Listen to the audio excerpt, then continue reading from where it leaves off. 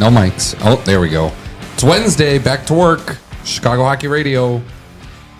Lee Grassman, Tassos Kirkos, Justin Lynch on Zoom, and Raven Gasser in the production chair. Sorry, we're a little late today, everybody.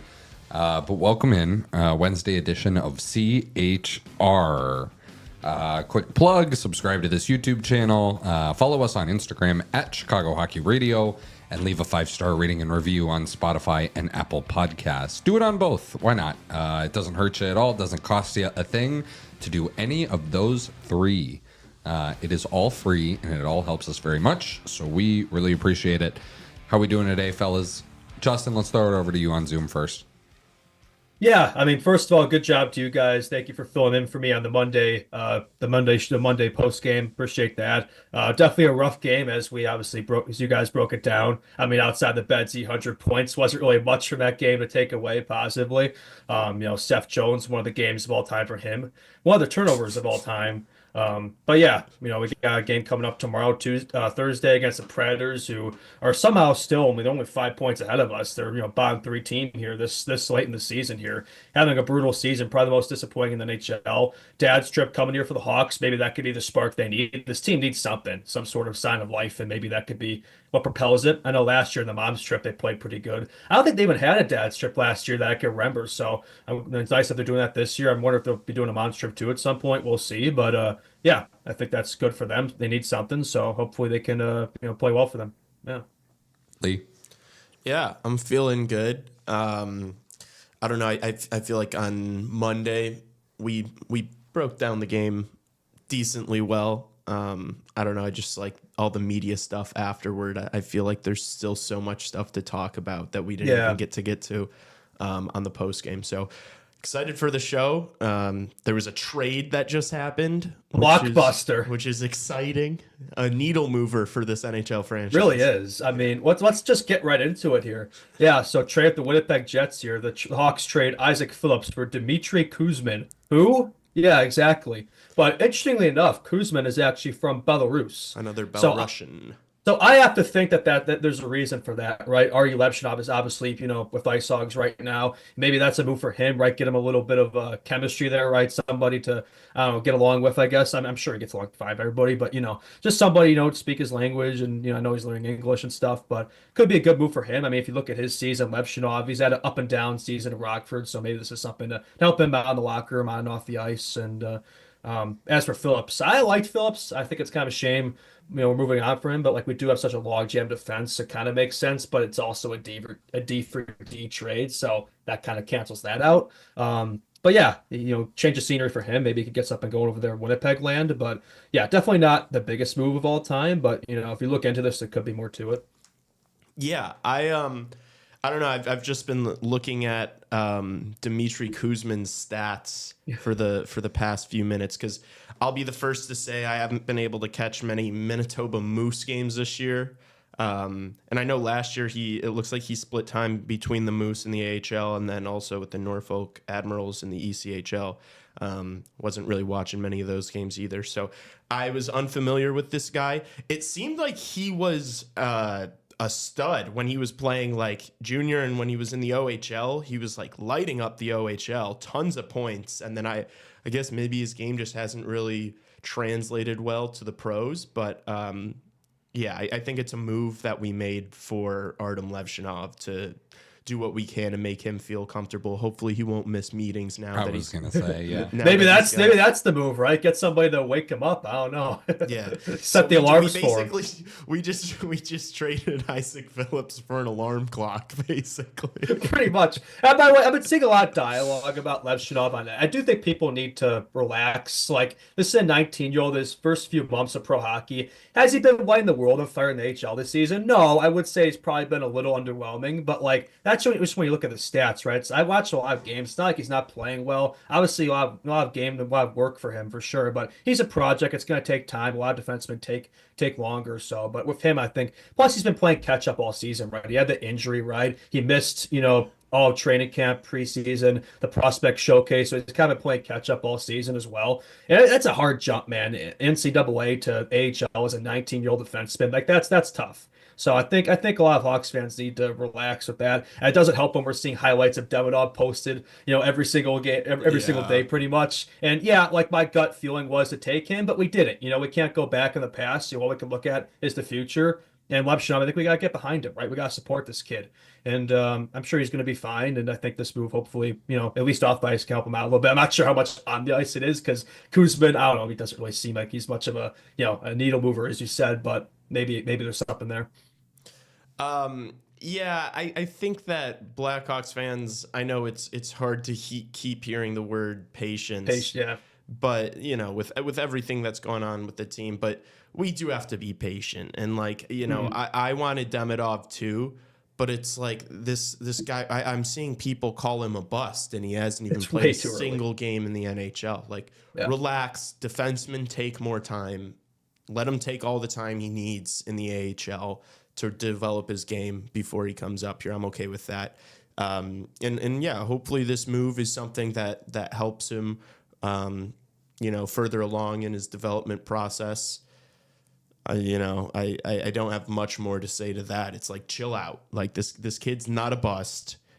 Defensemen take longer to develop than forwards do, generally speaking. So, I'm not losing sight of anything, and it's kind of the same stuff with the Seth Jones stuff. Like I know people have been on Twitter and social media calling for Seth Jones's head, but it's like, we're not gonna retain salary. We're not gonna buy him out. Like, none of that stuff's gonna happen. Artem Levshinov is still, maybe a year away. Sam Rinzel might need a year in Rockford, who knows? But we've got these guys, these good right shot guys that are coming up the ranks. And in the meantime, you need somebody to play the minutes. So that's a good point. I do think there will come a time where the Hawks do move on from Seth Jones during this contract, but I don't think the time is now. I've been seeing a lot of dialogue about that on X, as you said, but I think for now he's a stopgap guy, right? To kind of sit in this lineup, like Connor Murphy is one of those guys as well. While these guys develop, like Rinzel, like Levshinov, etc. A lot of these guys are probably ways away. Like, I wouldn't feel confident with Levshinov making his debut next season. Probably going into the season, I would have expected it. Maybe we see a few games out of him, but he probably needs another year in Rockford. Rinzel could make the jump next year, but I think a year Rockford probably wouldn't hurt his game either. So I think for both those defensemen, having Jones, Murphy, up here for now, while those guys develop, isn't a bad thing. I know the short term it kind of sucks, but I mean, we don't want to rush these guys, right? Defensemen, you got to be careful with their development, and you don't want to screw anything up there. Yeah. So are we moving on from Phillips? Or I had one point on Phillips before we did full blown Seth Jones talk, because there is an NHL.com article right now. And the headline reads, Jones has to, quote, find a way to be better, end quote, for Blackhawks. So I do want to dip and dive into that article a little bit. But the one point I wanted to make on Phillips was I felt he should have gotten more games at the NHL level this season. Lee mentioned Kuzmin's production in junior hockey being really good.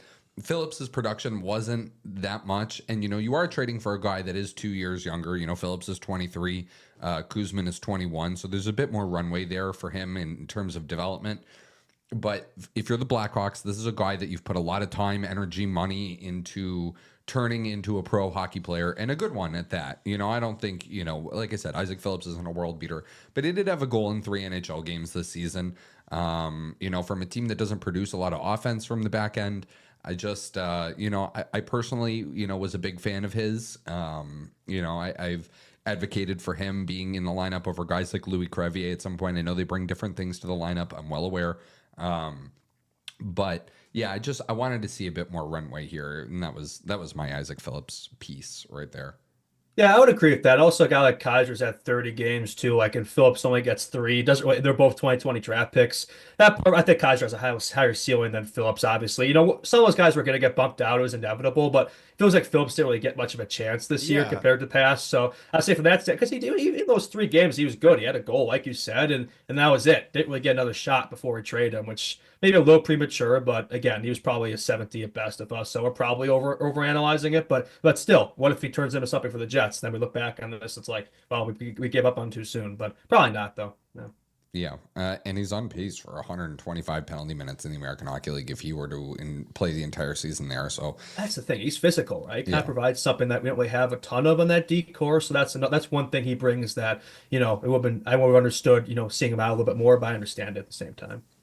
So can I get into this article a little bit? I'm going to like a little bit of a Wednesday reading here for Seth Jones. Yeah. I won't read the whole article here, but I will read a good portion of it. This is written by Tracy Myers, who's an NHL.com staff writer. Seth Jones said he understood the frustration from the fans Monday after the Chicago Blackhawks defenseman made a costly turnover during a 5-2 loss to the Calgary Flames at the United Center. The Blackhawks, who are last in the NHL standings, have lost 3 in a row, 4 of their past 5. They've allowed at least 4 goals in each of those losses. Then it mentions the contract, the quote from Jones. We're obviously not putting the product on the ice that we want to, and I'll gladly take blame for that. That coming after practice. That's what comes with the territory of the contract that I got, and I'm willing to stand in front of that. It's unfortunate. The losing obviously doesn't help any of that at all, and the position we've been in the last few years. But start with myself, and we can always find a way to be better. This is talking about the 5-minute power play when the no-look backhand in the neutral zone, Igor Sharangovich scoring. Oof. That was terrible. That was brutal. Yeah. The quote, just a couple more quotes from this article. We had to find momentum on the 5-minute power play. We score a goal and just a boneheaded play by me, and it's 5-2, and it feels out of reach again. I destroyed the momentum there. Just try to make simple plays like we always talk about. Find a way to string shifts and periods together. He is a -13 in 28 games this season for the Blackhawks. But his ice time at 24:40 ranks 9th in the entire National Hockey League right now. Didn't he play like the least amount of time in that last game Monday that he had like in a long time, like 60 minutes or something? It was 60 minutes, and that's the least he's played, I believe, in his entire time here with the Blackhawks. Wow. And honestly, like I was a little, I think you two probably disagree with me on this one, and you're probably right. But honestly, that play was so bad. His game was so terrible Monday. I thought he should have been a healthy scratch for the game tomorrow. I'm not even kidding. I know he's making $9.5 million, the presence in the locker room, the defense, whatever.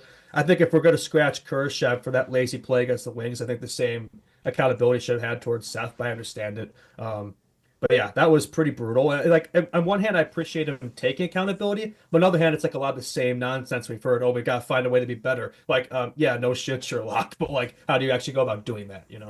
Yeah, I understand. Like, I think scratching him honestly could have set like a decent precedent. Like, I wouldn't have hated it, but the thing is then who do you activate? Are you activating TJ Brody? It's like, all right, we're going from Seth Jones to TJ Brody. I don't think that's really doing much. But a guy like Seth Jones, he's 31 years old now. He knows that was inexcusable. He knows he's been playing badly. It's just about how is he going to respond now. I don't think that a scratch would have done anything for his game. Like, I don't think it would have fired him up any more than just getting booed on the ice did on Monday. I think it could have sent a message to the locker room, though. Yeah, but I agree with you. I think it could have sent a message to the locker room, but it's like, we're not going to do that. And here's my solution is have Seth Jones play 16 minutes again. Let Crevier and Vlasic play 25 minutes. That's a good tomorrow. deeper. You know, like let those guys just go out and have all the minutes and play Seth Jones is like a second or third pairing guy.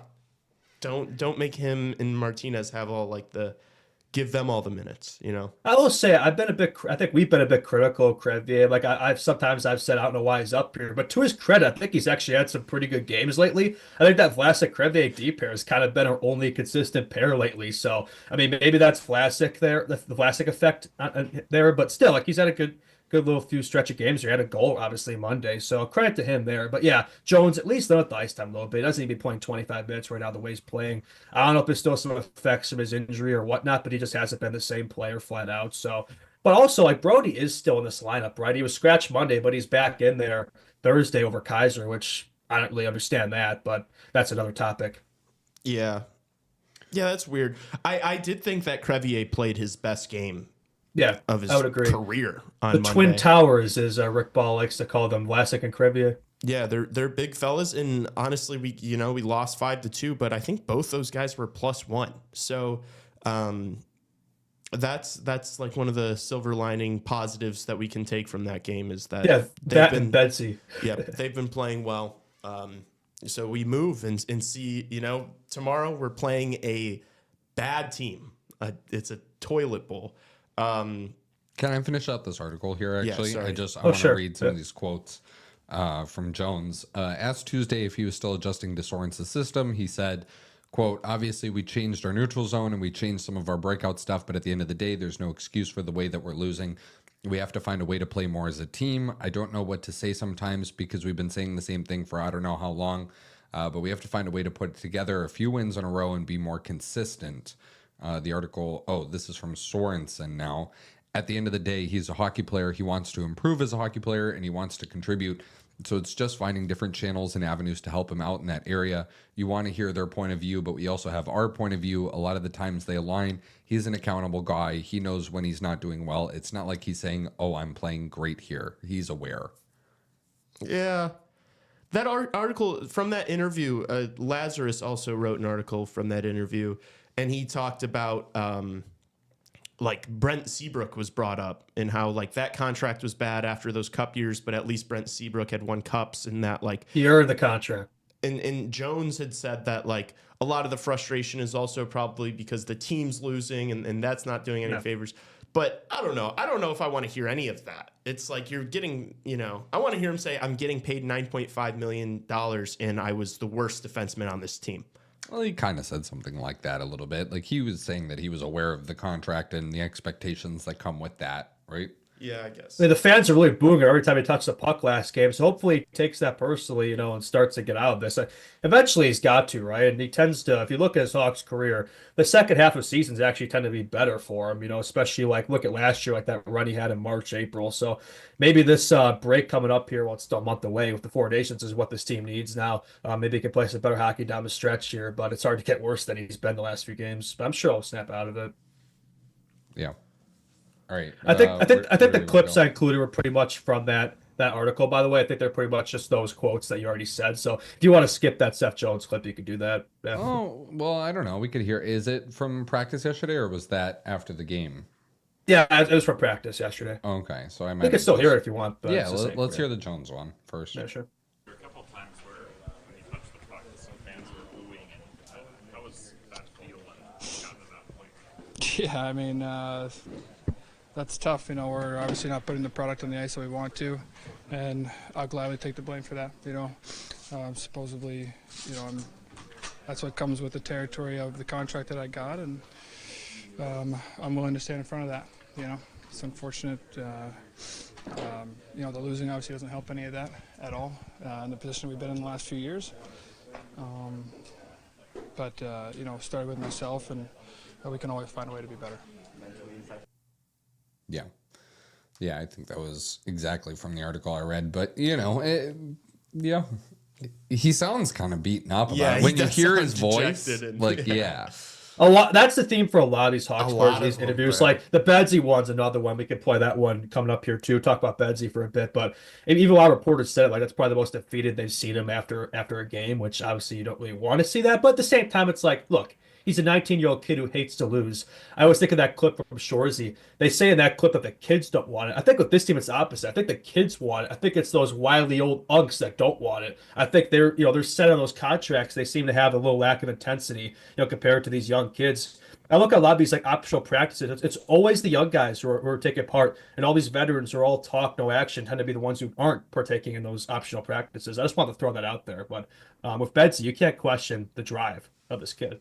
Yeah, maybe it's just because I'm paying attention to this, like what's happening at practice now more than I ever have. But I feel like every single day there's a maintenance day for someone over the age of 29. Yeah, which you could say, oh, it's because like they've been around, right? They're older, that doesn't affect their bodies more, yada yada. They train for this, okay? I appreciate that. You always see Bedard, Reichel, Vlasic, those guys are always given the extra minutes. I appreciate that. I think a lot of the guys in this team could, follow that example. Yeah. Before we transition now into Bedard talk and the line that he's on at practice, can we play this Bedard clip? Oh, sure. Yeah, go ahead. A lot of games that have felt kind of like rock bottom, and this is maybe another one that seems like it's weighing on you quite a bit. Is it frustrating to have so many losses like this year? Yeah, it's tough, man. It's really frustrating. I mean, we're competitive athletes, and we take a lot of pride in our games, our group as a team, and our fan base, and it's been hard.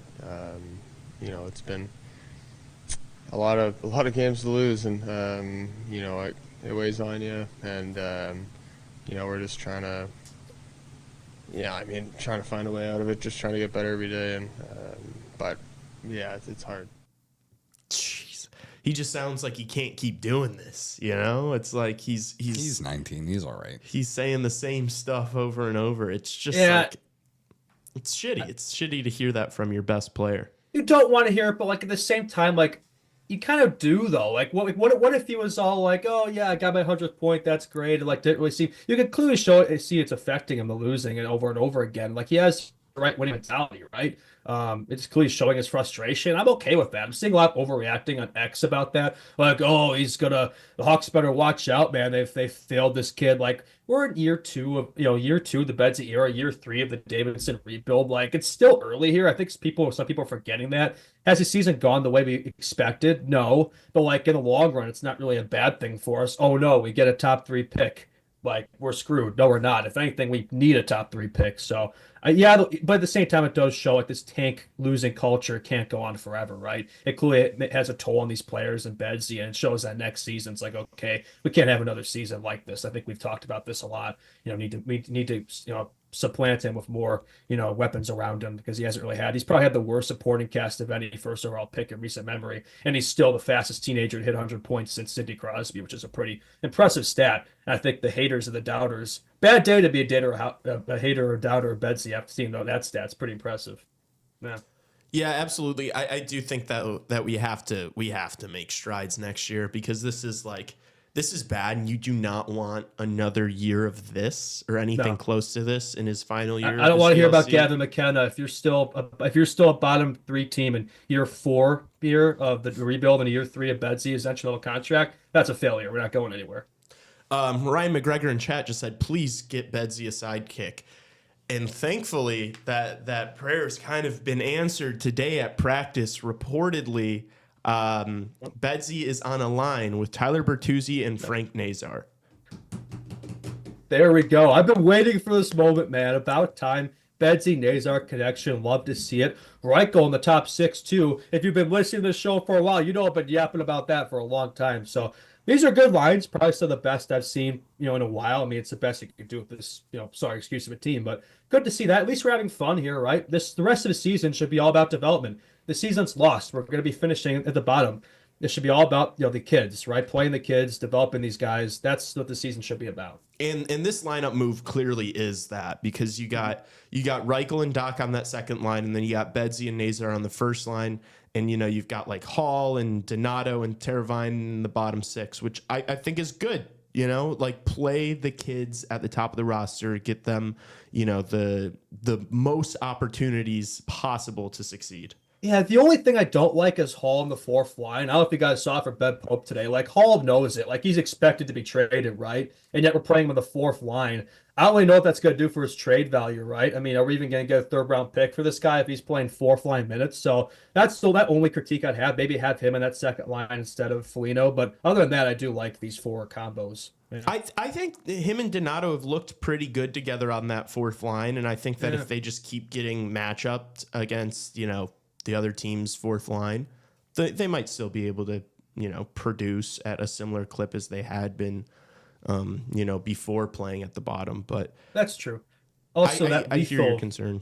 That lethal Teravainen and Mikheyev connection has been reunited as well. So honestly, the more I look in, that's actually a great point you brought up. But Donato's been playing a lot better lately too. So these are probably as good of combos as you're going to get this current team. So, Thursday against a shitty Predators team that's kind of owned us, though, in recent memory, with the dads in town. Like, tomorrow's got to be it's got to be a W. It's got to be a positive game here, This losing streak can't go on. It's already 3 games here. We've already got a buffer to last place, so it's kind of doesn't really matter, what the result is. And we've already lost that 5-game segment, right? 3 or 4 games we've lost, so whatever the result. But we need something tomorrow. Yeah. Am I crazy for saying that I love Blackhawks money line tomorrow? I don't think you're crazy for saying that. I think we're due for something here. Crazy. Really? They suck. It's Dad's trip. I feel like Dad's trip is always like a bump. Like when have you ever seen like behind the scenes at Mom or Dad's trip of any team and they lose? I feel like it's because your dads aren't going to take it, man. With them in attendance, it's like the youth days, right? So, you got that trip then after the game if it goes badly. So keep them in check. Could be the bump they need.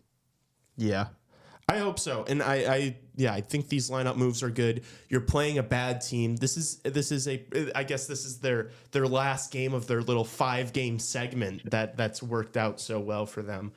So end with a bang. Get the win against a bad team. I could see it happening. I don't hate it, and it's plus 220. I'm looking at. So for all you guys in chat that are betting, it's free money.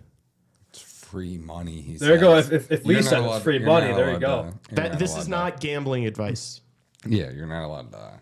No, once you say this is not financial advice, gambling advice, you can say whatever you want. Yeah, no, you just can't say anything's a guarantee because nothing's a guarantee. Although Mrazek is starting in net though, so we'll see how that goes. He's been so inconsistent this season, but I'd like to get Soda more starts, but yeah. So I know you had this listed in the NHL hour portion of the notes, Justin, but I feel like now is probably a good time. No, not the scouting. Nope, not the scouting. Oh, let me get there. Strike 2. Strike 2. No, I'm not going to give you a chance at strike 3. It's Tristan Jarry on waivers. And maybe the discussion could be painted more in a way of like, do we think the Hawks should be interested in acquiring Tristan Jarry off waivers? I mean, he's been so bad this season on the Penguins. I'm not really sure if that would change on this team. And like we have talked about on the show already, it's like, we actually, what? At this point, Broswell should just be left out of these conversations because, like, who even knows what his deal is? I should just stop bringing him up. Yeah, like, we haven't heard anything about him. So let's just stop saying his name until we hear about him.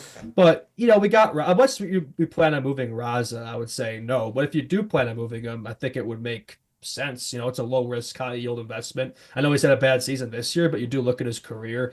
He's had his moments, depends, not really in recency. His last few seasons have been kind of rough, but so has that team. So, I mean, maybe you take a chance. He's 29 years old, probably. You think that would be his prime, but it certainly doesn't look like it. But I don't really know if goaltending is really the issue right now.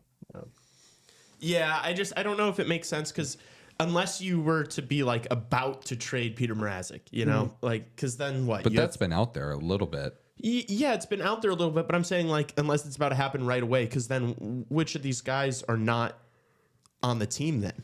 Yeah, because then you got, if you send down Soda, he's got clear waivers, and I don't think he will the way he's played this season. So it's like I think you got to do something for Razik before you would plan on, claiming him. But then You could somebody probably probably carry would. 3 goalies too for a little bit. That's true. Yeah, you could do that for a bit. Yeah. I don't think that it's a bad idea. You know, I don't know. There's a double-edged sword here because Jari has not been very good, but by all accounts, from what I've heard from people in and around the Penguins organization, is I've heard some guys don't love Tristan Jari in the locker room. I've heard that he thinks he's really hot stuff at times. Oh yeah, let's bring him in. 86 save percentage. So, but here's the thing. Yeah, I don't think with his recent run of play since inking that deal, that contract extension that I'm sure Kyle Dubas would love to take back, clearly, as he put him on waivers today, I think that aura around him has sort of dissipated because, it's a bit humbling when you go, isn't this the second time he's been placed on waivers this season? It is. Yeah. Nobody claimed him the first time, right? Yeah. Or maybe it was a conditioning stint. I can't remember exactly what they. I think it was because he played some games in the AHL this season. I was checking the stats. Yeah. So he's played in the American Hockey League this year, and he was pretty good in the AHL, wasn't he? Like I remember. I would hope a 29-year-old Tristan Jesus. Jari who's He's played as long as he 29. has.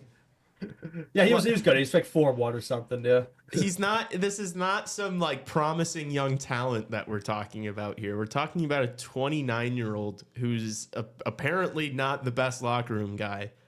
I'm good on all that. Yeah, I think maybe the thought process is Razik might not be here much longer, and he's kind of been that transitional goalie while we wait for Kemeso Gajan. So he could be the next transitional goalie until we wait for these guys. Maybe that's the thought process, right? Kemeso, I don't know about next year. He could be a backup, but I still think he probably needs another year. Rockford and Gajan's not going to be here anytime soon. Soda could be the starter, but then who's the backup? Is it Brossois? I just said his name. I broke the rule already. Damn it. So yeah, maybe that's the thought process, right? But I don't know if he's really the guy. Yeah. I just think that there's probably a bit of a higher upside there than with Peter Mrazek, with Tristan Jari. Yeah. Like if he were able to figure out his game, there's a guy who's been in a locker room with Hockey Hall of Famers for almost a decade now. A little less than that, I guess. But, I mean, his win-loss record is pretty good for a guy that, is being 144, 93, and 29. And a career 910 save percentage. It's not like his career save percentage is like a 905 or a 902 or, even a 900 or below. So I don't know that if you could move Peter Mrazek and get a 3rd round pick for him or even a 2nd, maybe if you're willing to find a desperate enough team, looking at you, Ottawa, although that goalie, Levi Marilainen, that rookie, has really stepped up for them. He's got like 2 shutouts in his last 3 games, all of them which are wins. So like I said, you always look to like Saul because Allmark's been injured for them. I don't know what other team right now is like in sore, aching, desperate need of goaltending outside of maybe the Senators. I don't know. So if you were able to move off Mrazek, or if you're Carl Davidson and you saw a piece coming back and then you're able to bring in a goalie for nothing, the only thing is like, I don't know how many teams are going to put in waiver claims on Tristan Jari, right? I don't know if the competition's really stark there. I also don't know if, the guy's had like a horrible year. I don't know if the bounce back he's going to be looking for is coming into the, between the pipes for this Blackhawks team who lets their goalie get peppered with at least 35 shots a night. I don't know if that's really the system you want to be jumping into to, get your stats back on track. So yeah, I don't know if this is really the change of scenery that he needs. Yeah, I probably need to go somewhere a bit better. Yeah.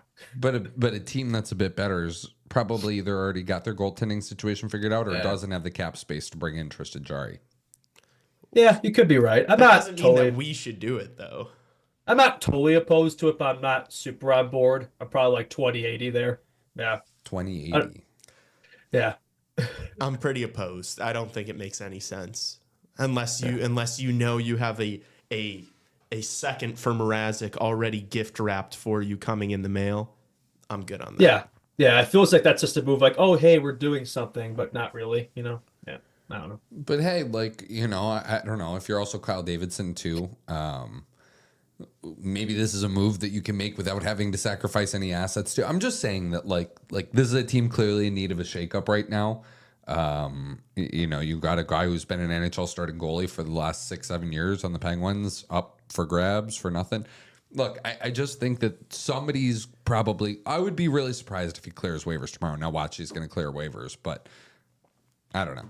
Yeah, I see your point. If it was a shakeup for me, it'd be adding somebody like to that 4 core to play with Bedsy or something like that, or maybe another like the D guy. I just don't know if goaltending is as bad as it's been. Like I don't know if that's really a goaltending issue. I think it's just that the team, the system just sucking. I don't know if that's he's really going to change that. Yeah, we're getting like 21 shots a night and we're conceding like 35 plus. Yeah. I don't think goaltending is going to be the thing that's, the shakeup that this room needs, to be honest with you. But I understand your thirst for wanting something. Yeah. Yeah, I get that. I totally get that. Yeah. I figured that the discussion was better had in the Hawks hour than the NHL hour. Although you could probably say the same thing.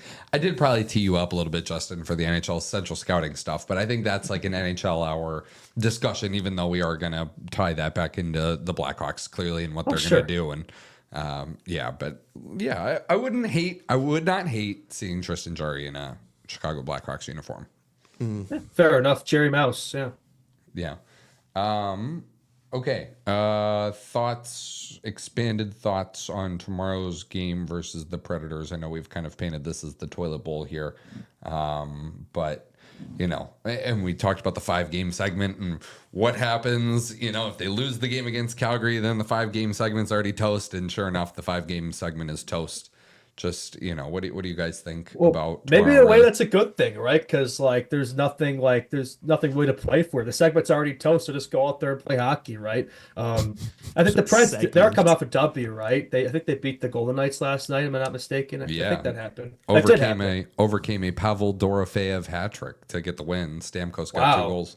There we go. Yeah, well, they've been waiting for that from him. But yeah, it's funny. I look at this Predators team and I'm like, why was everybody so high on them going to the season? Like, I've started to think about that because, you bring in all these guys, which is great, but man, they just don't have any really depth there. Like, everybody's playing like ass. It's just such a constructed roster. I'm not really sure how they fooled everybody and thinking they were going to be some playoff team. But yeah, for the Hawks, we talk about, again, matchup hunting if this team's kind of pointless.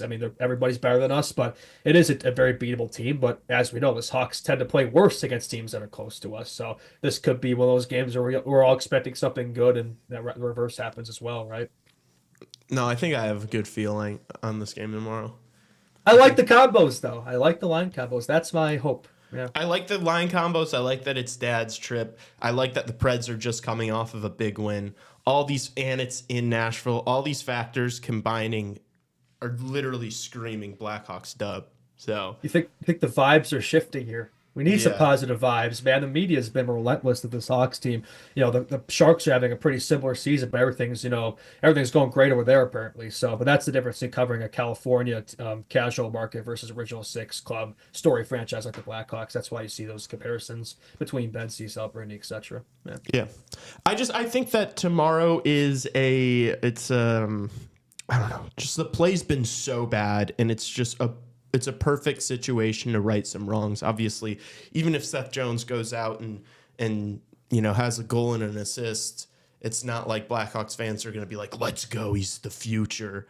But I just think it's an opportunity to, grab a win off of a pretty below average, a bad team.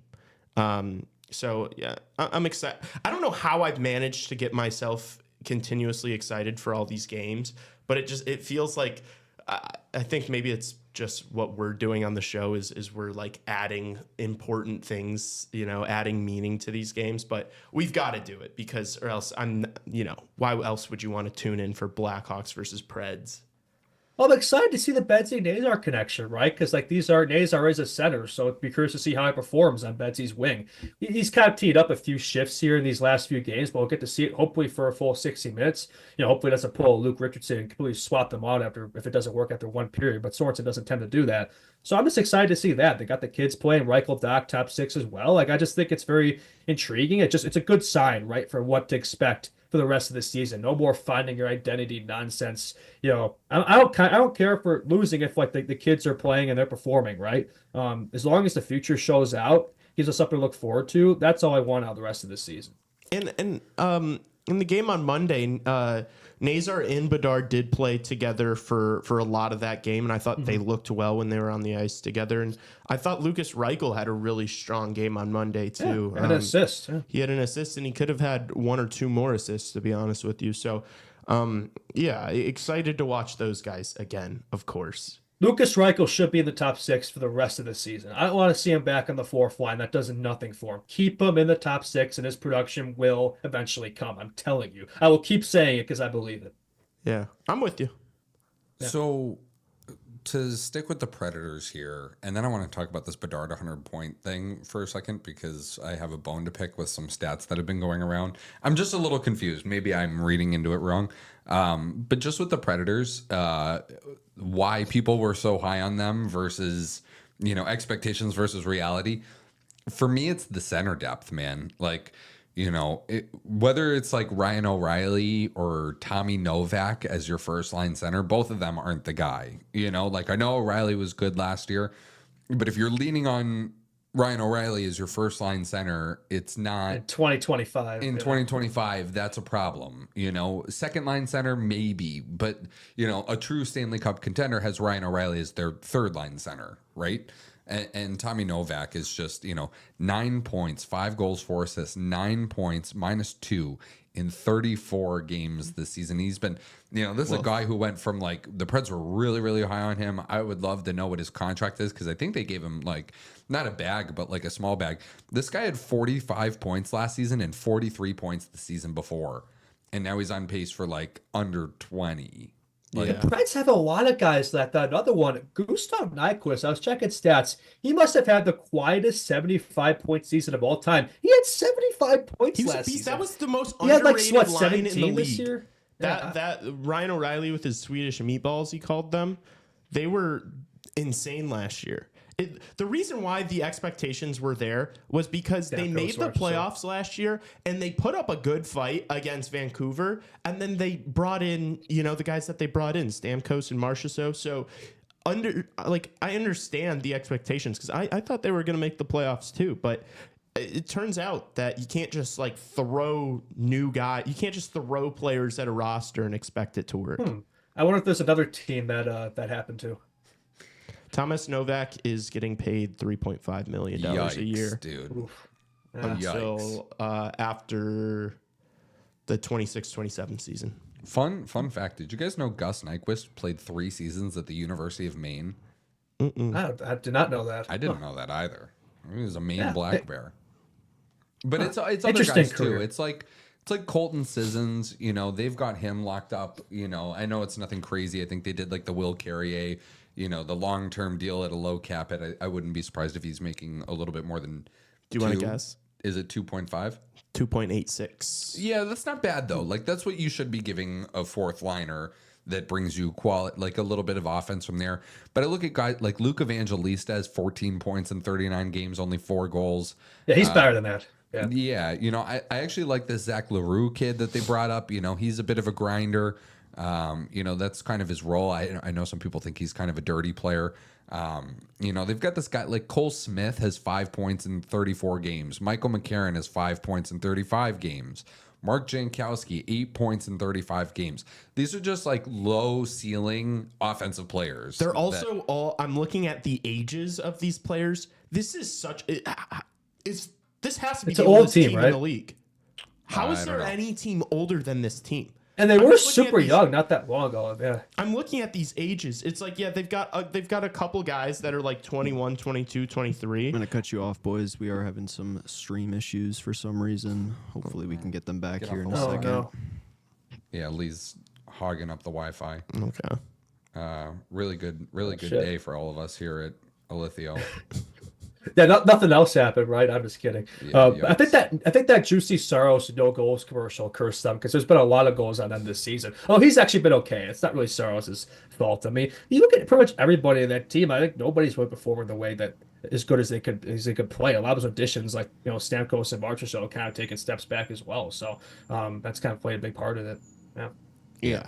That whole thing has just been a nightmare. And I don't know. It's like, what do you do? I felt like they were in a decent. If they hadn't made the trades for, or the moves to sign Stamkos and Marchessault, like, I felt like they were in a pretty good spot to kind of start a rebuild or a retool. I know they had 3 first-round picks this year, so I don't know. They decided they wanted to try to win.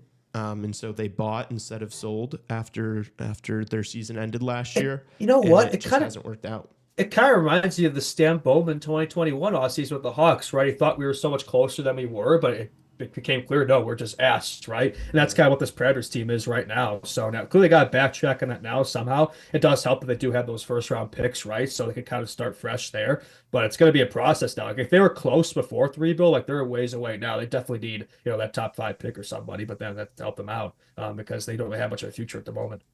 AHL legend and Blackhawks legend Vinny Hinostroza. Yeah, I was going to say they might have called up Vinny Hinostroza. Oh, no way. Blackhawks legend. Because he's currently slotted on their second line, according to Daily Faceoff.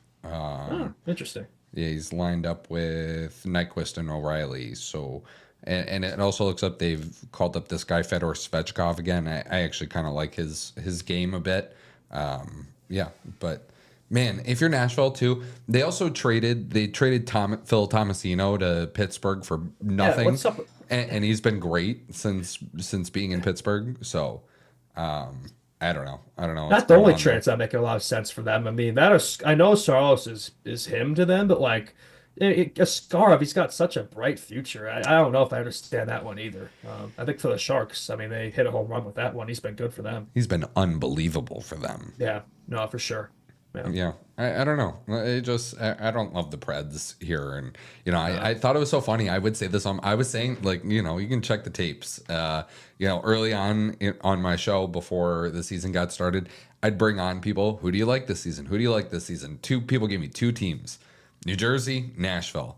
New Jersey has stood the test. I mean, you always knew that they were going to be good. Sheldon Keefe was always going to go in there, have them, playing a bit more, I don't want to say playoff style hockey but it's just unlocking the true offense of guys like Jack Hughes. Nico Hischier has been unbelievable this season.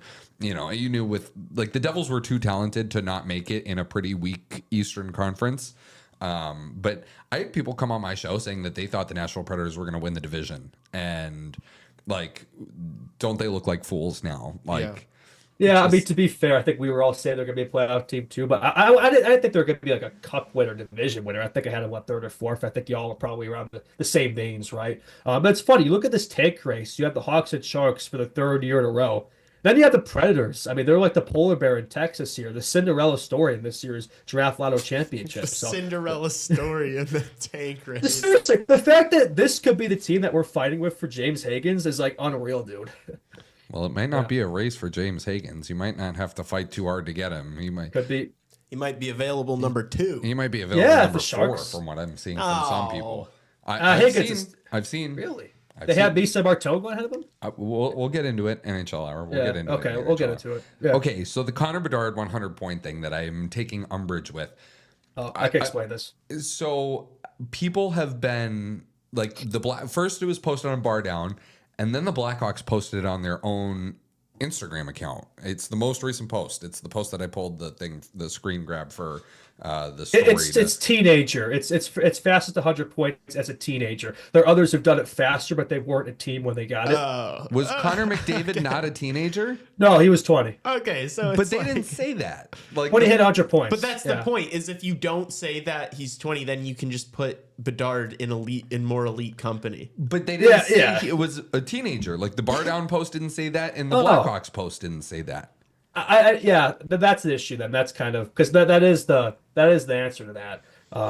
But yeah, that's a little odd because McDavid has a January birthday, so he would have been 20 years old when he hit that. Yeah, because he was injured for most of his first season, and exactly. And Betsy's June or July, so he's obviously a teenager for the entirety of his first 2 seasons. So obviously that stat's going to help him out, right? Yeah. Yeah. So the only reason why guys like McDavid aren't it wasn't like the fastest since McDavid because he was 20. by the Okay, time you know he- what? No, I'm wrong. The Blackhawks post does say teenager, but the bar It's down the bar post, down doesn't. The bar down did not, and everyone Yeah. in the comments was like, "You guys know Connor McDavid exists, right?" You know. But you look at it still, it's like there are a lot of guys that he has hit the 100-point threshold way before. I think Matthews was 112 games. Same I think amount of games. McKinnon was 143. Jack Hughes 160. So for all those people that are calling for his head, and he's doing this with like the worst supporting cast of all time for the first overall pick. So he is that guy. Yeah. No. I agree. I was super confused by that for a little while there. Understandable. Yeah. Yeah. Hockey Forever is who cleared it That's up. such a funny stat, though. Like, because ESPN they're trying to be is, sneaky by like, oh, he's the Comparing him fastest to Crosby, his teenager. idol. Yeah. It's a little sneaky, but I'm not going to. Why don't you just I'm say all for second it. fastest, and then you don't have to put the teenager part in there, and then you put him with Connor McDavid too. Or what if you just say the fastest since Connor McDavid? Or that. That Or works that. too. You Yeah. know, like- I mean, we're comparing Cross versus McDavid. Who cares? What's combined all the generations, right? The past, the present, and the future. Yeah. Yeah, I thought that was super goofy. That was funny. All right. What else do we have here before we hit a Barstool break? Chief is seeing that, and he's like, no, he's not the fastest. Other guys did it faster. Just kidding. That's All my. right. That sounds about right. That's my. That's my Barstool Chief talk. Yeah, There you go. Lee's beef continues. That's been cinema. You never got a response for him coming on the show? Nope. No, you're gonna have to hit him up in the Instagram DMs. I don't know if he's gonna do it, dude. How about we get all? I think dude, he- you want to see what kind of? Let's see what kind of lever.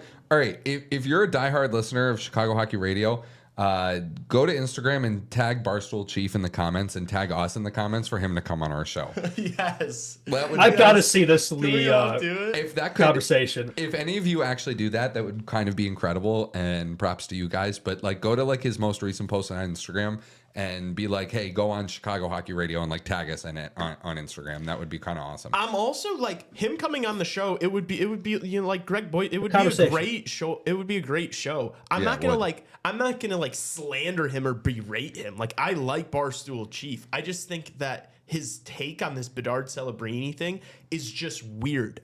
Like I just think it's weird. Like even before I say that, like I think he's wrong. I just think it's a weird thing to do. So. I would just want to hear it out of his own mouth on our show in our living room. I'm being told in the chat by Trevor that that's not a good way to get someone on here. No, maybe not. But first of all, they are Barstool guys, so like that is the way that they go about things sometimes. Like that Yeah. is kind of the Barstool way of going about it. Barstool talks more shit than anyone. It's not This like man these coaching guys are, us. Yeah. The Chiefs got thick skin. I watched the stretch. It's okay. Betsy's the top producer on the Hawks. I don't see Celebrini doing that. I know he was hurt, but still. Yeah.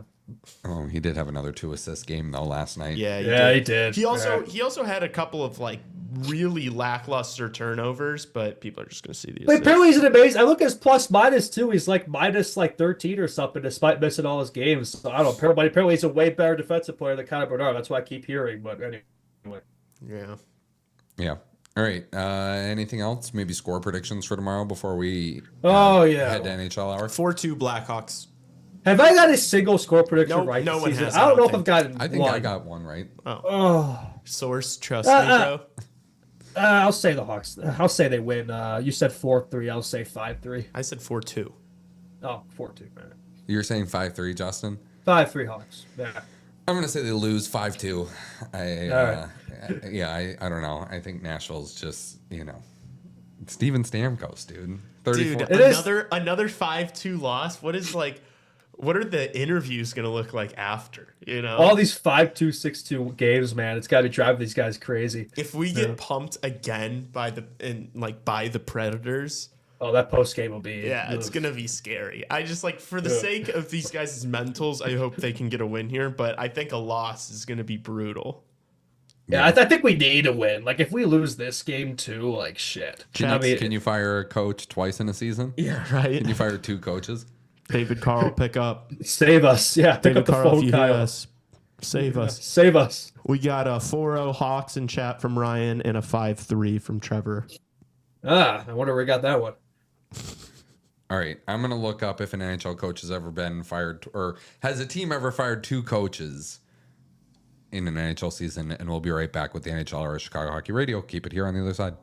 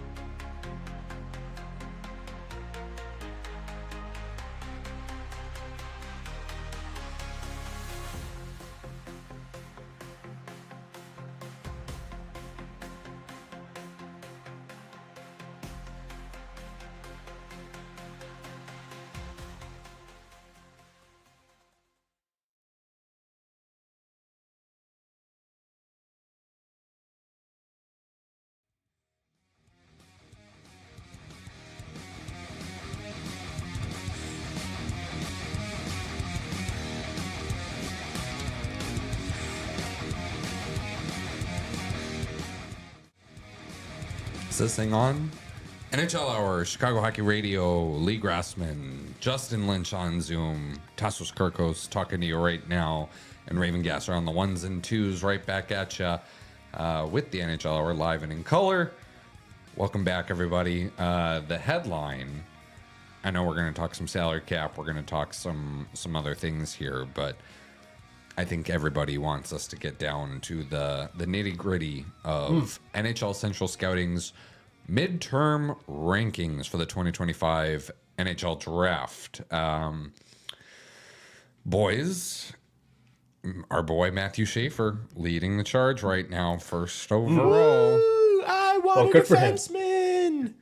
Honestly, you know what? I think that's probably a good thing for us, because if we don't get the first pick and they take Schaefer, we could still get our boy James Higgins at 2. That also bumps down Misa Martone and other slots up. We're in that top 4, basically guaranteed to get one of those guys. McQueen is in there as well. I think he's 5th. So I know there might be some Hawks fans who really want Schaefer, but I think y'all know how we feel about that. I think most Hawks fans don't want Schaefer. I don't think I've seen a single Hawks fan on Twitter. Oh, you'd be surprised. I mean, Really? most of them don't, but there are some. There are definitely some. Maybe I just haven't seen him. Maybe I'm going to become a Schaefer truer. My whole thing is like, Schaefer got injured in the first game of... Second game. Okay. Well, still... While Higgins dominated... Yeah. Higgins dominated the World Juniors, and yet they decide that he's number 2 and Schaefer's 1. But I've been hearing a lot of these, like, if it's true and he is this good. I've heard Bakar, I've heard Hughes' names thrown around in regards to Schaefer. Like, is he really like? Do you think he's really that good, Tassos and Lee? Like, I don't know. Like, it's hard to say. I think it's a bit. So I've watched approximately one Matthew Schaefer game this Yeah, entire season, I- which was the first game of the World Juniors. Yeah. And I have to say he was probably Canada's best skater. Didn't hurt losing him. And that's pretty impressive as an underage blue liner to be your, under 20 team's best hockey player on the ice. So, I mean, I think he's really good. Guys like Craig Button, who are NHL draft gurus, Bob McKenzie, they both have Schaefer going number 1, 2. Part of that might be Canadian bias. Yeah, why did so much of this change though? Is my whole thing is like, it was Higgins, and then all of a sudden it's Schaefer, and it's like he's been injured. Like what? And Higgins had a dominant World Juniors, man. He was arguably USA's best player, so I don't really understand that. It does seem like some Canadian bias to me. I'm not gonna lie. Is it some Canadian propaganda? Because I don't know. It just seems weird. If the Hawks took Demidov last year, I'd be all over the Schaefer train, but we didn't. And I just don't think you could pass up a forward again. It doesn't make any sense. Everybody's yapping about, we need to get Betsy his help, yada, yada. So why draft another defenseman? It's like we're already stacked there. Our core is kind of already set, so I don't really understand that. I know he's good, but I don't know. Well, no, I mean, the idea is, in the thought process is that if this is Quinn Hughes, Cale Makar, you do take him at 1. Yeah, well, we didn't do that with Demidov last year, so I don't understand why that thought process would change now. Like, why we go with best player now? We went with fit last year. I think we should stick with that. If we're going to go with fit last year, we should do the same thing this year. That's my thought, if that makes any sense. No, it does it makes perfect sense. But also, that's the thought I've had is now, am I being hypocritical? Because I was screaming from the rooftops last year, you take the best player available, you take the player with the highest ceiling. Yeah. I'm saying it all the time to everyone that would listen. And now am I being hypocritical if I'm saying take Misa, take Higgins, take Martin? Yeah, I think I see the argument. I don't see an argument for taking Schaefer over Higgins for the Blackhawks. Maybe there's an argument for Misa Martone. I don't know. I'm not saying there is, but I'd be sort of understanding if they did that with how high his ceiling is, if they're not sold that those guys are going to be stars like Higgins. But we're ways away yet. We got a few months here to figure that out. Yeah. Yeah, we're going to bring on draft and prospect guru Stephen Ellis, too, at some point. It's just CHGO guys beat us to it. I was literally texting Stephen the day they brought him on, and I was going to ask him to come on this week, and then they had him on, and I was told about it by Lee afterward. And so we're gonna give it some breathing room here before we bring on Stephen, who is just truly one of the best in the biz when it comes to prospect talk. But CHGO won't be beating us much longer. Yeah, no, definitely not. But they did beat us to getting him as a guest, so I'm a little. But hey, you know what though? Like we want like this is the midterm rankings, right? There's still a lot of hockey left to be played. Only halfway there. Yeah. Whoa, living on a prayer. Yeah. So a couple of points here I did want to make. Just so Craig, I mentioned Craig Button. That was funny, Justin. I have to admit that. My bad. I ruined your folder. You were cooking. I just screwed you up. I'm sorry. I can't help myself. That's too funny. So I'm just, I'm looking at, so Craig Button released his mock draft. He had Schaefer going 1. He had Anton Frundell from Djurgården in the Swedish league going number 2. Really? Frundell, I think, isn't even the number 1 international skater on Central Skate. It's Victor Eklund, is also from Djurgården. He was really good in the World Juniors. I watched him a lot of Sweden. I feel like Frondell, I heard a lot about him going into this season, but I haven't really heard a lot about him since. So seeing him at 2 there would surprise me.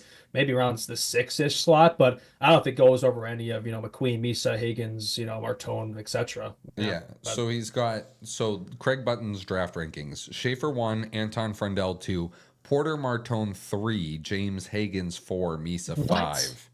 He's got Higgins at 4? Yeah. Okay, these guys got to be salty or something about the World Juniors. That's my only explanation at this point. That's a contrarian ass pick. Like, you're trying to be special there. Trying to be different there. But you know what? Like, these guys do talk to scouts. And then I have a quote. This is a tweet from Cam Robinson from Elite Prospects. Oh, he's good. An NHL scout just now on the top of the 2025 draft class. Here's the quote from the scout. Everyone seems to have forgotten about Roger McQueen, but I think if he comes back, stays healthy, and produces well, that he's right in the mix for first overall. Yeah, that injury hurt him. He was cooking before he got hurt. I remember he had like that 4-goal game or something to start the season. I'm like, man, he could be in the mix there. First overall, that might be a little, I don't know about that, but I think he's definitely, I could see maybe going top 5, 5th. I'm not sure. Now that's an argument there. I think I'd take Keegan's Misa Martone, but if we have if those guys are off the board somehow, Schaefer's not going to still be there. But if he was, I'd probably take him over. I'd take him over McQueen, but that's probably about it.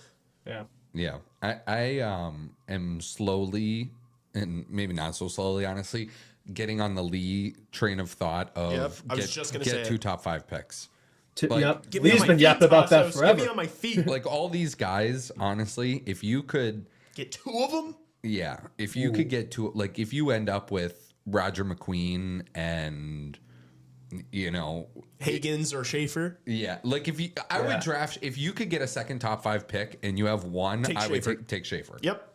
I'm with you. Schaefer and then one of those forwards. Yep. Actually, that makes sense. That's what Kyle tried to do, last year. The draft tried to get both Demidov and Lepchinov. Maybe, he can understand it now, make that happen in this draft. That would be pretty nice. McQueen's got size too. Like you talk about Martone and size, McQueen's got that too. And that's something the Hawks are lacking in that top 6. They need that Haas there. Maybe he could be that guy. Yeah. Yeah. And there's other guys I really like too in the draft. Like, honestly, this may be maybe I'm talking crazy now. Maybe I'm talking super crazy. 2 top 5 picks, and then if you get like another first in there somewhere, if you're able to get another pick in like the 15 to 20 range, like there's, I'm really high. I know it's another defenseman, but I like Keishon Aitchison a lot. Logan Hensler, who's playing right now as an underager. Yeah, he's playing at Wisconsin right now. I love kids that do that. They graduate high school a year early, and then they go into their freshman year of NCAA for their draft year. I think that's like incredible for development. You're drafting a guy who already has a year of college under your belt, where most of the time when you're drafting USHL kids like those, or even NTDP kids, like freshmen, they haven't played their freshman year yet. Yeah. Like they're going to play their freshman year after they're drafted. Who's the kid from Cameron Schmidt from the Vancouver Giants too in the Western League is a really good kid I like. Carter Bear is a good player for the Everett Silvertips. I'm not super. I think it's a weak year for European prospects. Like Ivan Ryabkin is a kid. He's really talented. He made the move over from he made the move to the USHL. He was playing Dynamo Moscow's junior team, but he's now playing, I think, for Muskegon in the USHL. But yeah, I don't know. Another Ivan from Russia. Ooh, yeah. I love those Ivans from Russia. How about that Wozniak kid? What kind of season he's had?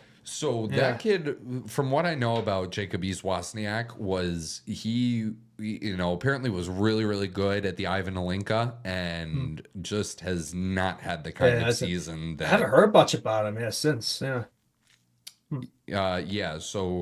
Ryabkin has 3 goals in 2 games so far with Muskegon with the Lumberjacks out in the USHL. So he was playing for Dynamo Moscow's team in the VHL, and the MHL has also got 2 games in the KHL this season. Yeah, and that's weird, for those Russian kids to make the move to the USHL midway through the season. It shows that, like, to me, that shows that a kid wants to, like, really showcase what he can do more so, because, a lot of those guys, the story with Michkov after he got drafted was, he wanted to come to the NHL soon, so he wasn't getting any time, like playing time with Ska, I think was who he was with, and then they loaned him to Sochi and all that stuff. I think Demidov's like the first kind of guy that one has expressed interest that he wants to come to North America as soon as possible, that is actually getting playing time with his KHL team, and part of that might be just because he's that good. Well, he was also for a while he like wasn't playing top minutes there, and then I think he was like the 13th forward for a bit. Didn't the Habs like send someone there like, hey, cut this out or something? I could be on to nothing there. No, you might be right, but then they started playing in like top minutes, and he's been and now he's cooking. Yeah, unreal. I mean, he's pretty much been what I think we expected, but anyway, can't turn back the clock, unfortunately. Jesus Christ, I'm really cooking here. But how about goalies? The Hawks might want to consider that. How about that Rippinen kid from Finland, the World Juniors? I mean, that's somebody the Hawks could take a look at. I was really impressed with him, and it won't be the first time that Kyle would have seen impressive performance in the juniors taking a goalie. That's the whole reason he took Guy on a couple of years ago. So the Hawks maybe could use another goalie in that prospect pool, just in case. But that's a later round issue, but something to think about. Well, first of all, I mean, so the 2 guys. So Joshua Ravensbergen is his name. He plays for the Prince George Cougars in the WHL. He's the projected like first goalie off the board in both cases. He's the number 1 North American guy, but I think the top 5 North American guys are all better than the first European goalie this year. But I've seen and Jack Ivankovic, who actually started for Canada in their loss against Latvia, and he looked pretty good. He wasn't the reason they lost to Latvia in that game. But he was like the first 17-year-old to start in goal for Canada at the World Juniors in like over 20 years or something like that. He fell all the way to 5th in these rankings. So you got guys like, Alexei Medvedev, who I know plays for the London Knights. And then I don't know, some of the Lucas Beckman and Samuel Milosh. I have no idea who those guys are. I guess they're goalies in the queue. Although goalies in the queue are really hard to judge because it's such a higher scoring league compared to the other 2. So I've seen at first early mock drafts, I saw, some projections of Ravensbergen and Jack Ivankovic going in the first round of the draft, which I think is a bit of an overshoot. But I think that's a bit of an overshoot. But if you're the Hawks and you're able to get one of those guys in like the second or maybe even third round of the draft, I think you do it. Like, I think you're really going to pick up on somebody here. We have so much draft capital too. We've got 2 first rounds, 2 seconds, 2 fourths, and then a 6th and a 7th. But then also we have 3 second-round picks next year as well. So you could package some of those seconds, and then maybe the second first in this draft to move up is what you're going to say. Yeah, and it's just like we say we don't want to be competing for Gavin McKenna next year. Look, this team needs reinforcements. All these guys that we're going to be drafting are, except for maybe whoever we take with our first, second, or third pick. They're probably going to all need time to develop, at least another year. So I'm not worried about who we're taking in the second round in 2026 and then also 2027. We need the cavalry now, draft them here. And so, I just say trade what you can, package what you can, and get the highest amount of picks. Move them up as high as possible, because this draft too is like not the deep, like so many people have said, it's not a super deep draft, but the guys at the top are good. So I think top heavy draft. Yeah, it's top heavy. Snatch as many as you can. I think we got more draft picks on the way too. The trade deadline will probably see that. So I think Kyle's rubbing his hands together for that. Yeah. Trade them. Yeah, I'm with you. There's a kid who is on the NTDP. His name is Will Moore. And I kind of thought for a second that was Oliver Moore's relation? brother. No Yeah. relation. No relation. Okay. Otherwise, I was going to say go get him. Yeah, why not? Family. Nothing stronger than family. Turns out Moore is quite a common name in America. Is it really? Is it? I mean, I haven't. I've literally never met a person with the last name Moore. Really? Have you? Yeah. Oh, I haven't. Speaking of Moore, I wonder if we'll see him pull a Frank Nazar this year when that college season's over. Maybe we'll see him and Renzel make their debuts the Hawks at the end of the season. If not this year, I'm sure we'll see them next year. Maybe not for the full season. Maybe they spend time in the AHL. But a lot to look forward to for the Hawks next year. Left shot potentially. Maybe he needs another season though. But it's gonna be a younger team, less unks, which is what we need. Hopefully a big fish there. I think we'll be better next year, but still not playoffs. I think we'll probably still have a chance for McKenna, but hopefully not. We shouldn't beat the bottom again. If that's the case, then we're doing something wrong. Yeah, I'm with you. If we get McKenna because we finished 8th from the bottom, and we get it on that 1.5% chance. Yeah, well, we couldn't get the first. We couldn't get the first this year if we want a chance at McKenna. But again, if we get the second and the Sharks are picking first, I think there's a good chance we could still get Higgins. So that would work out pretty nicely. Yeah. So I also looked up. I remember before break. I don't know if anybody before break. I was kind of jokingly saying that if things go really off the rails here, if the Hawks were to lose 10 in a row, that maybe Anders Sorensen needs to get a little worried about his job again. I don't know that would actually happen because they said they're gonna get the rest of the year, right? Yeah, but dude, if they lose 10 in a row here, what do you do? What do you do? Well, yeah, then who do you put there though? Do you call it Mark Eaton? Who? Kyle Davidson? Does he become coach? What do we do? We put B-Hawks memes behind that. There you go. That could be the fix this team needs, man. My game plan: just keep Bedard out there the entire game. Yeah. What the fuck is fatigue? It doesn't exist. That's so good. Yeah, just play the kids, man. That's all I want. So it seems like the only time that a team has ever had the only time a team has had 3 coaches has been somebody when died. No, jeez, dude. When they fire somebody and then they bring in an interim and then they find the guy that they want to be the permanent coach. However, the Ottawa Senators in 95-96 fired Rick Bowness. Then they fired Coach Allison, whose first name I don't know, and then they brought in Jacques Martin, who they fired him, and then they brought in Jacques Martin. So damn, Bowness has been around for a while. Jeez. Yeah, I know, right? I mean, he's done now. This is he's his done. first season Yeah, out, that's right. Yeah. Yeah. Damn.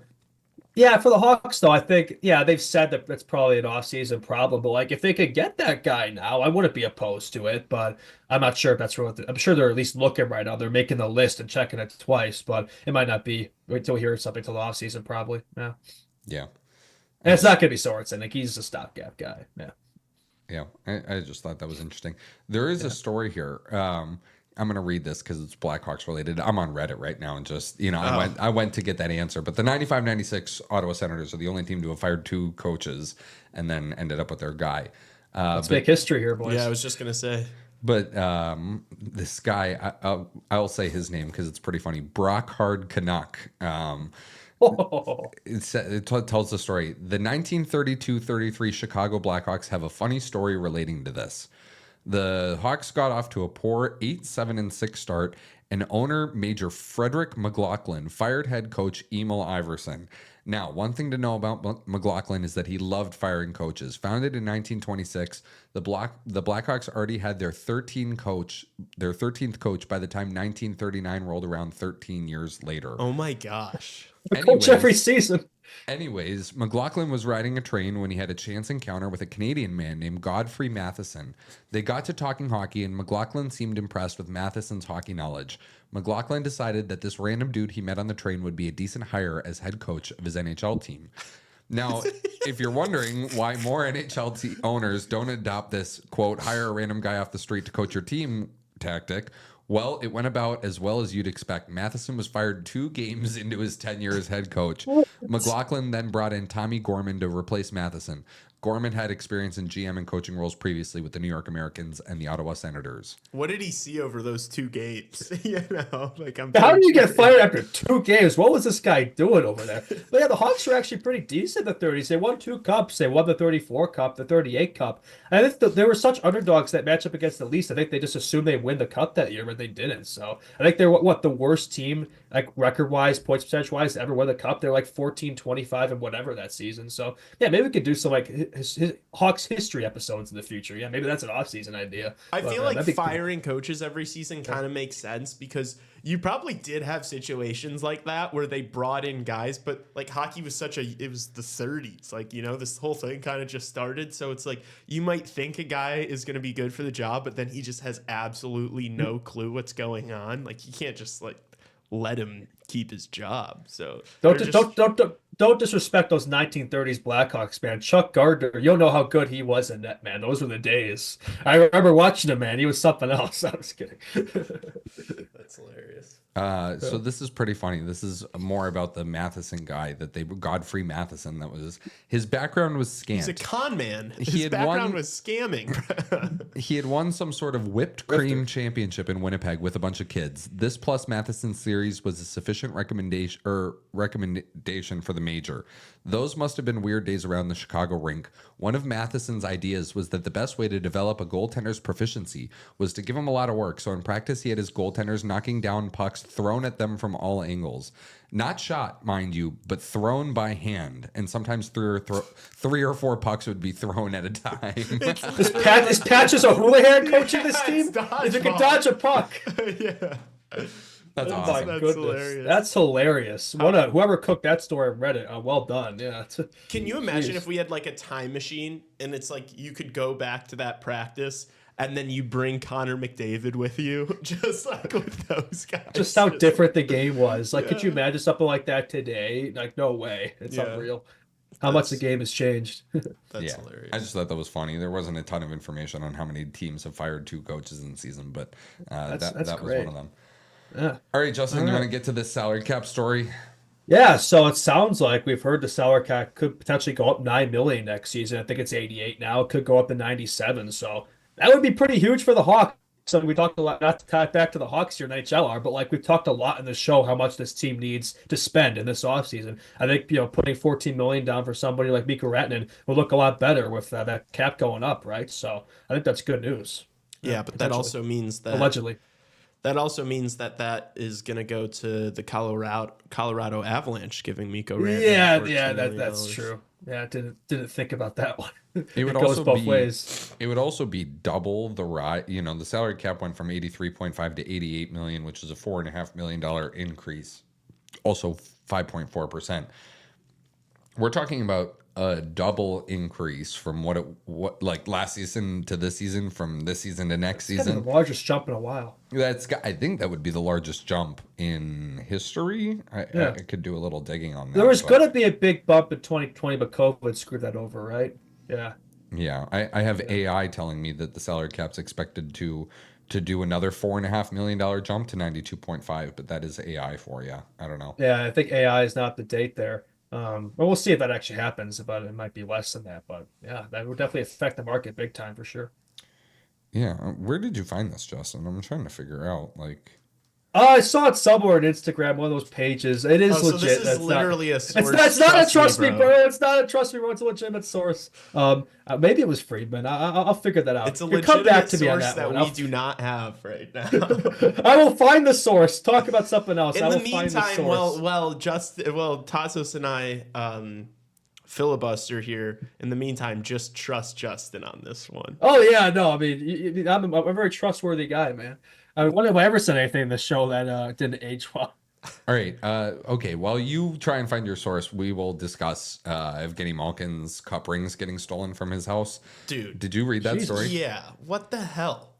So I'm going to pull up the article just because the article I was reading earlier, because it mentioned other athletes that this has happened to. Alan Walsh. Alan Walsh said it.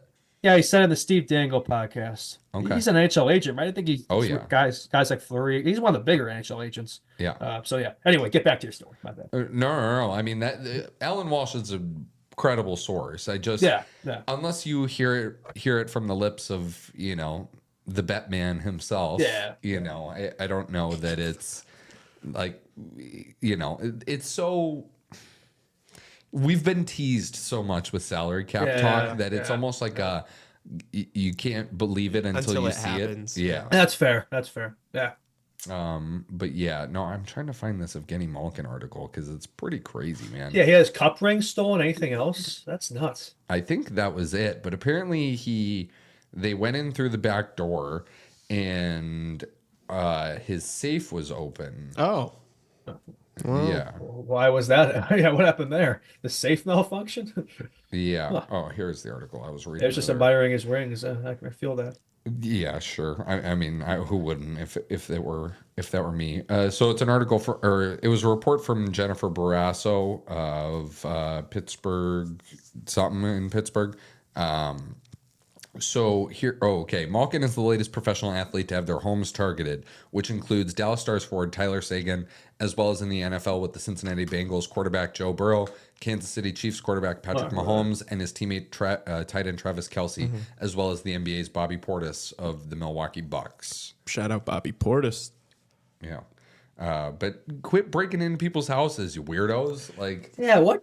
That would That's suck unreal. so much. Just like the psychology of like your family and stuff, you know? Like that sucks so much. Like at the end of the day, these guys, I know we're sometimes brutal on guys in the NHL, but these guys are human beings. And now that's like baggage that you kind of got to carry around for the rest of your life. Like, oh yeah, some random person snuck into my house and stole from me. Like, what if they were violent? You know, They must have watched horrifying. They must have watched Bling Ring before that. That's a good movie, starring Emma Watson and that. It's like these like teenagers who go around like stealing like celebrities like fashion and stuff, like things like that, valuables like rings. So I had to get that in there. I think these are like grown men. That's bling though, that are ring doing talk this. for you guys. Yeah, big fan of hers. I think this is like grown men that are doing this. Yeah. Oh, really? Oh, so that's different. Not the same situation then. Okay, I was on a nothing there. But yeah, that's wild. Yeah. Could you imagine somebody stealing Kane and Tay's rings? I'd be all over that, man. Come on. Justin would hunt them down personally. I would be John Wick style, man. They would not make it, dude. If Bubba somebody Yaga. snuck into Patrick Kane's house, I'd kill them myself. Oh God, Lee. Sorry. Just really pushing the boundaries of what's okay on podcasts, huh? Yeah. It's what we do here. No, it's not what we do here. It's not what we do here. I'm sorry, guys. Yeah, I wonder if they recover them. I hope so, I'm sure they right? could just make them new ones. Yeah, but it's not the same, especially like That's not the ring you worked your balls off, man. Yeah. Yeah. Especially like the ring from like 2009, right? Like that's 16 years ago now, man. Like, what do you how what's the market like for that? Like so you stole these rings, are you going to just melt them down?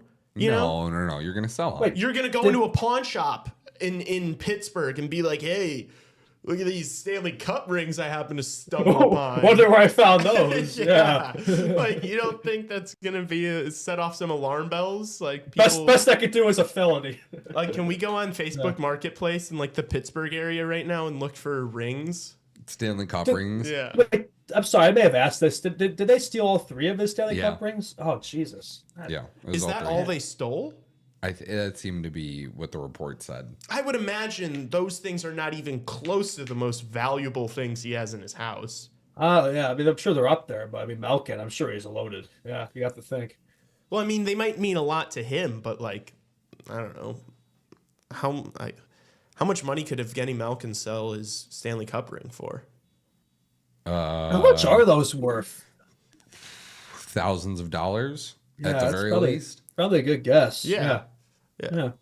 One of my friends is pretty tight with Gino, so I'm texting him for the inside scoop right now on what happened with the rings. Maybe he did. No, I'm just kidding. He didn't do it. Your buddy's like, hey, you want a Stanley Cup ring? Side note. Why Malkin too? He's such a cool guy too. He's such a beauty. I always enjoy watch him talk. He's funny. What a legend. Why, man? That's the disrespect, man. It's unreal. Yeah, it is kind of unreal. Do you remember when? Yeah, I guess he just said they broke into his house while everyone was at the rink. Yeah, no shit. No shit. Thanks. Yeah, there's no one there to Thanks guard. for the What's the inside security scoop. like over there? Oh gosh. Yeah. Yeah, I don't know. Yeah, Malkin is definitely one of the most underappreciated players of this generation, for sure. Do you remember when the NHL did that, like 100 best players of all time? He wasn't in it. That's Nope. unreal. That's Ridiculous. crazy. Unreal snub. Yeah, somehow he's had kind of an underrated career somehow. I mean, it's weird because I think about, I think of Crosby, I think of Ovi, and then Kane and Taves. Malkin, he's right there. Like he's in that conversation for this generation, so this past generation. So, but not enough. I feel like he doesn't get talked about enough. Plus, also you got Crosby there, so he's kind of a little bit in the shadow there. So that could be a play He's factor. had crazy numbers all throughout his career, and he had crazy numbers in the playoffs too. I know this because I got in a massive argument with some kid on Instagram like a little while ago over Kane versus Malkin. I remember those. And I was unfortunately surprised by how good Malkin's numbers were. They have an argument there. Like obviously, I'm gonna be biased to pick Kane, but they absolutely have an argument. Yeah. For Malkin. Yeah. Very similar careers actually. Malkin's had more injuries. Like I think points per game wise, his is better. But Kane, you gotta be available though, right? I mean, Yeah. Kane's an underrated career. Maybe not recently, but for most of his career, he's been healthy. So you can't say that for a lot of guys in that position. Yeah. My buddy said they're working on both as far as tracking them down and replacing them too. Oof. So that's good news at least. Yeah, they might have some extra rings from those runs. We'll see, but it probably would have been the same. They just take one off of like a staff fourth member. liner from that team. Yeah, Like, yeah. hey, you Gino know, lost his, buddy. All right, you got Yeah, the no, pictures. He played like one game in the playoffs, dude. Like you're gonna give it up. He'll take you to dinner. They're gonna take Matt Cullen Stanley Cup rings or something like that. Dude, Yeah. it has to be done. Should we get into That's some funny. of the games from last night? It was a big slate yesterday. KFC had a first period hat trick. Kyle Connor for the Jets. That was Yeah. pretty wild. It's gotta be one of the faster hat tricks in recently. Yeah. They obliterated Vancouver. Vancouver looked awful. They're at shambles right now. The Flames, yeah, they could beat them out for that last spot in the playoffs. Never say never. It could be. Dude, I had that realization. I'm not gonna lie. Last night, I was like, "Wow, the They don't Flames even are look gonna good. make the playoffs." least Vancouver's kind of cooked. Yeah. Like the Flames, they play as a team. Like their system's been working, whereas the Canucks just seem, I don't know if it's the drama that's going on over there or what, but they just seem a little out of sorts right now. As a team. They don't look good at all. Yeah, that organization needs to do something, or else they're going to be on the outside looking in come postseason, and that's going to be bad because you know how crazy those fans are in Vancouver. So, Oh yeah, they'll let their city know when things aren't going well. yeah, but also just Kyle Connor. It was in the first period, but it was also in like the first 14 minutes of the game. It's like, dude, chill out. Like, Yeah, it was like back to back to back. Yeah. let someone else score. Panthers Devils was a pretty good game, low scoring. Panthers won in a shootout, but the festivities that went on in that game were very entertaining. Matthew Tkachuk took a run at Nico Hischier, lit him up, and Hischier didn't like that. I just love Matthew Tkachuk so much. I saw someone on Twitter pointed out, which was really funny, is like, dude, imagine being on like the same line as Matthew Tkachuk and like having to defend him, and he's just like diving into guys, and you're like, not again. You know, like Sam Reinhart just trying to such go a out there. pest to play against. Yeah, Sam Reinhart trying to go out there and score goals, but then Matthew Tkachuk is in a fist fight with some scrub behind him, and now he's got to go over and start like fighting with guys. It's gotta be nice to be his line mates because he's just gonna do all that dirty work for you, and you could just that's gotta be nice to have that. Yeah. Did you guys see Braden Point was scratched for missing a team meeting? See, it doesn't just happen to young rookies like Artem Levshinov. No point in meetings. Yeah, that's pretty funny. Yeah, that's Levshinov. So a lot of the best players tend to miss those meetings too. So if anything, like you said, it's probably a good sign for Artie. We're definitely coping over here. That's crazy. Like, I don't know. Like, I get you have to scratch him for missing the meeting, and I don't know the content. Like, you probably just overslept, or, I have no idea what it was. Maybe I'll end up like catching a clip of him talking about it afterward. But good on John Cooper. Like, that's a guy you're taking to the Accountability. Four Nations for Canada. This is one of the best players in the NHL. Like, not just on your team. Like, Yeah, he's it's the not best. like Darren Radish missing a team meeting. Like that's Braden Point, one of your best players. So that's a gutsy call, right? You always want that guy in your lineup, but you gotta send the right message. Yeah, and you've and they've got some young guys on their team this year, like Connor Geeky and stuff like that they're trying to like show the way a little bit too. And Victor Hedman even was probably like, look, like we gotta do what we gotta do here. Remember when Tyler Seguin missed like a breakfast at the Bruins back in the day? That was a big deal. He was like I think that was a 19 big part of why he was traded, right? Yeah, he was young. Yeah, He was like a kid, Braden Point's like 26 years old. yeah, 27 different years old. situation. Yeah. I was about to do Darren Radish talk. And Oh just yeah, say get to it. Sorry. No, I was just going to say that he had an insane hit yesterday. I don't know if you guys saw it, but it was one of the harder hits I feel like I've seen this year. Almost killed a guy. And I think it was a clean hit. Guy just had his head down and he just fucking took his top off. The brother of Blackhawks legend Taylor Radish. Yeah, not to do Radish talk. I don't like radishes though. I don't think they taste very good. Okay.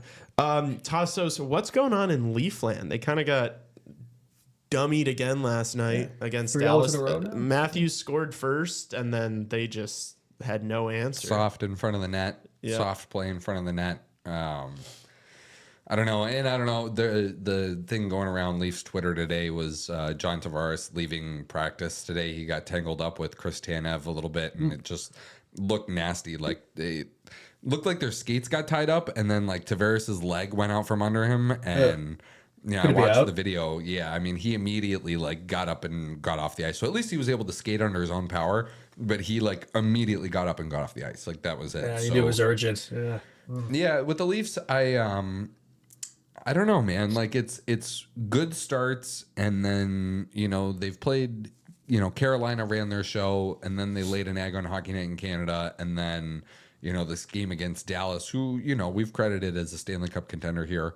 I think it might be a bit of a couple of things with the Leafs as far as like they're not as good as their initial. Like it's just like things tend to regress to the mean. As they say, the Leafs were playing pretty well, and they'd ripped off 5 or 6 in a row before then, and they didn't look the best in some of those games, and now like it happens where you lose hockey games. You're not going to win every hockey game, right? So No, that's Yeah, true. it's an inconsistent club. It's almost like I'm not throwing shade at Austin here, but like I'd be curious to look at the record of this entire season because they played some really good hockey when he was out of the lineup, and now I think he had a bit of a point streak going recently, but now it's like kind of back to I don't know what's been going on there recently, but why do the Leafs tend to play better with these injuries, and then when everybody's healthy, it kind of regresses. It's odd. Yeah. Oh, yeah. No, you're 100% right. I was just trying to find the exact stat here to give to you. Is it because guys in the lineups are like, Matthews is here, we can kind So they of step up. yeah, we can then- chill out because Matthews is here, and then when he's out, it's like, oh, got to sit up straight for this one. Yeah, he'll score all the goals. Don't need to worry about it. Yeah. Well, Tassos is looking for that. I want to do a little Stars talk. Matt Duchene. Oh no, I have it. Okay. First. We're cutting you off at your Stars talk. Okay. Leafs points percentage with and without key players since the start of the 23-24 season. Oh boy. Austin Matthews with .618 points percentage. Without Austin Matthews, .688, so better. Mitch Marner with .624. Without .654, better. Morgan Riley, .612 with, .800 without Morgan Riley. Ooh. They win 80% of their games without Morgan Riley, 60% of their games with. Now, keep in mind that these are smaller samples. The games without are smaller sample sizes than the games with. So the stats a bit, But Sounds like the Leafs should package a couple of those guys for Seth Jones. And how about Marner? Yeah, Marner for Seth Jones. Let's Marner, make it Matthews, happen. Riley for Seth Jones. How about That's a that? fair deal, right? Yeah. Good for both They could use a teams. defenseman there. Yeah. Both teams win. Yeah. It was Steve Dangle was using that point to try and show how much they're missing former Blackhawk Jake McCabe. I don't know if you guys saw that, but he fought Garnett Hathaway and just got his lunch fed to him, and I think has his second concussion of the year, which is kind of brutal. Woof. They have a few for Blackhawks over there. Yeah. Yeah, Super Max Domi. Yeah. I forgot Max Domi was a Blackhawk for a second. Is David Yeah, Kampf very brief. still on the Yeah. Leafs? David Yeah, Camp he is still is. on the Leafs. Yep. He's not And having a McCabe. great year either. Well, Yeah. I mean, that's not a guy you're going to be leaning on. They pay him quite a bit of money too, but He's a PK guy. Yeah, that's what he does. Right? McCabe's a big part of what they do there for sure. Like, He was underrated with the Hawks. He wasn't bad. Yeah.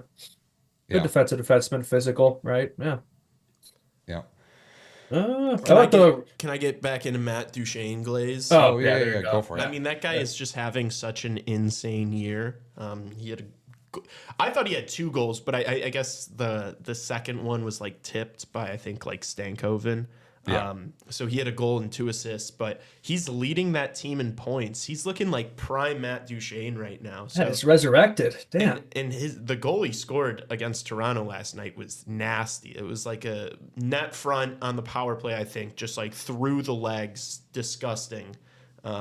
Yeah, that guy's a sicko. So I think it's helped out. I think they need him to step up because I know a few of those guys have kind of had a bit of regressions this year, right? I mean, I don't know, Robertson's season started to come on track, but Wyatt Johnson as well. I know a few of those guys compared to last season maybe aren't producing at the rate that they would expect. So losing Pavelski as well. So yeah, guys like Duchene stepping up those vets definitely helping them out. They seem to be getting on track here. They're playing a lot better lately. I mean, there was a second there for the Stars, like they were barely in the offs, but now it's like they've gone on a stretch and they're playing the way you'd expect. So definitely still a cup favorite for sure. I would expect for sure. and I think Sagan's been injured for a while too. Yeah, that too. Yeah, that hasn't helped either. He was having a good season too before the injury. Yeah, he was at a point per game pace. It was a tough injury for him and the Stars, but Look, Heiskanen, I feel like is he been a little like maybe not quite as strong this year. I think defensively, I think he's been fine. I think his numbers are down a little bit. maybe Am I because he wrong in got saying crunched by Matt Rempe. that could be it. Yeah. He also plays like over 25 minutes a night. So That's true. Yeah, and he's consistent out there, unlike our boy Seth. Yeah. Did you guys see Emil Heineman on the Montreal Canadiens got hit by a car in Salt Lake City? yeah, what the hell? Bro, they can't catch a break over there with those injuries. That's Yeah. unreal. And Damn. then they go in there and beat up on Utah anyways. How do you get Yeah, hit by there a you go. car? GTA. The Did guy you was- just ask yeah. how you get hit by a car? Well, let's go find out there. I don't think he did it on purpose, brother. But like, was he like crossing? Like, I kind of want to know the situation because that's one of those things that You could want the be traffic cam footage? like, yeah, because that's one of those things that could be like really on the guy who got hit. You know? It's I pedestrian? would assume it Not was to on the victim guy. blame here, Yeah, it but- sounds like you're victim blaming a little bit here, bro. I'd just be Really, curious. I think he was a Utah fan who didn't want to see him in the lineup, right? So he just saw him and was like, "Nope, no. Yeah."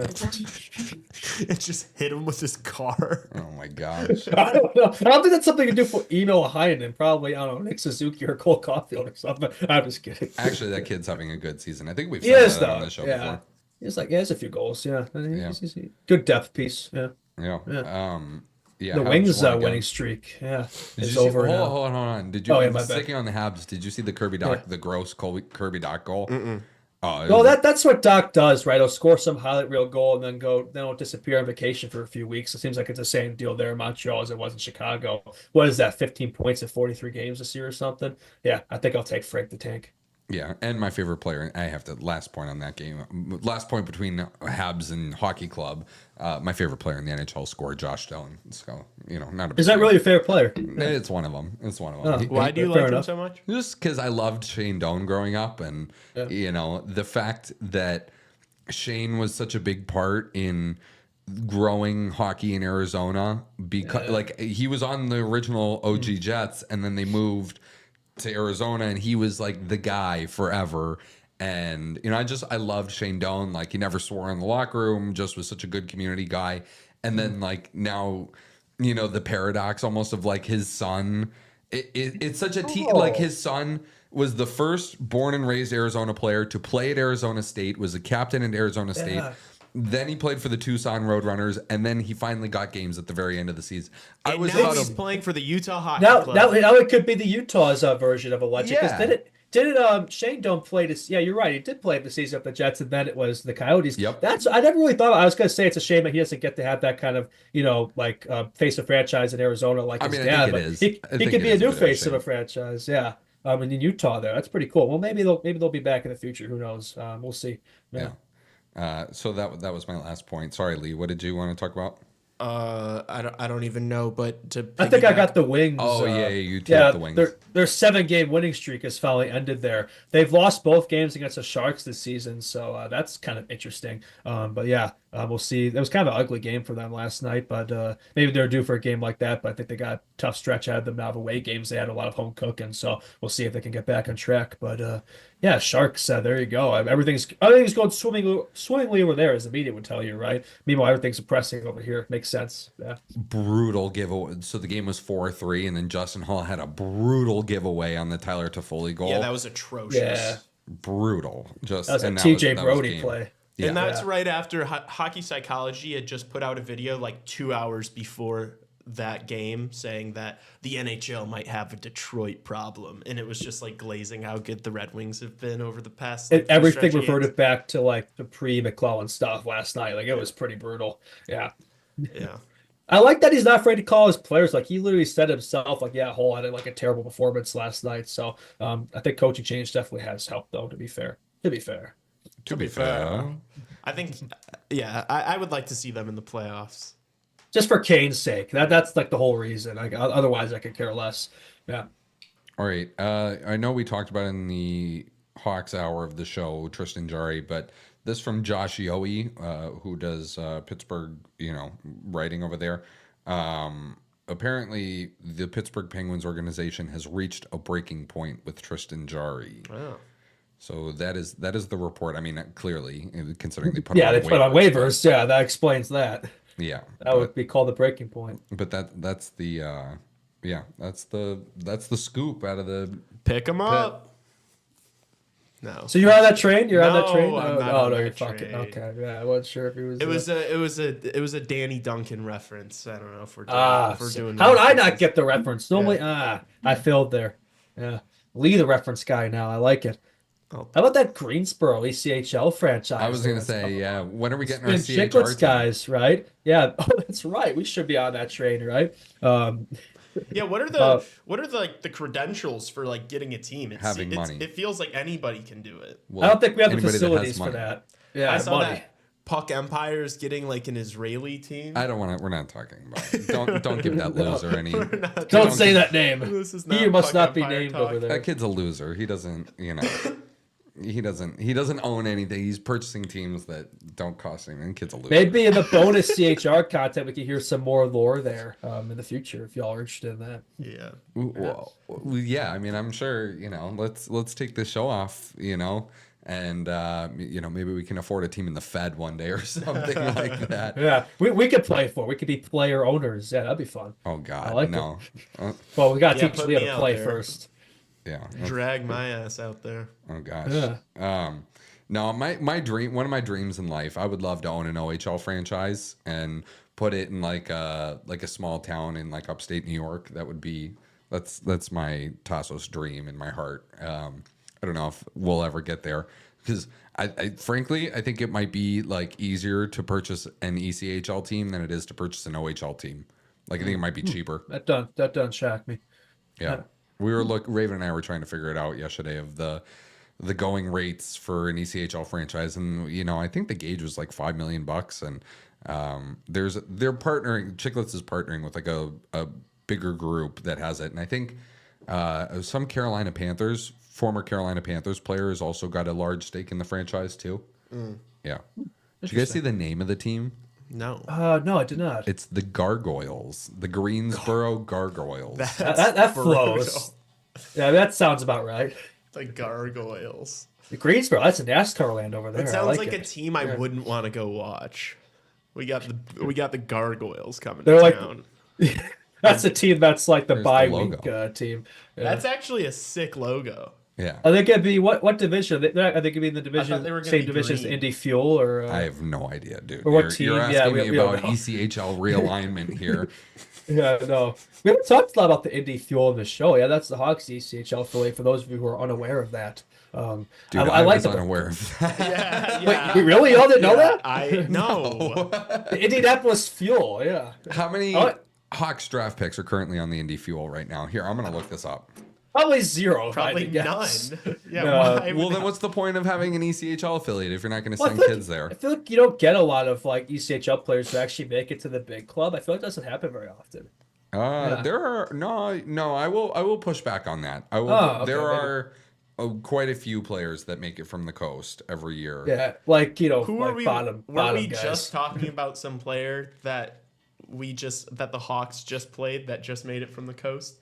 Wasn't like one of those guys on Calgary or something? Yeah, Rory Kierans. Oh yeah, he had 2 two assists in on the his Blackhawks. debut. Yeah, that's that wild. guy put up 2 points on our team. What is it with these guys making their debuts against Hawks turning into Wayne Gretzky, dude?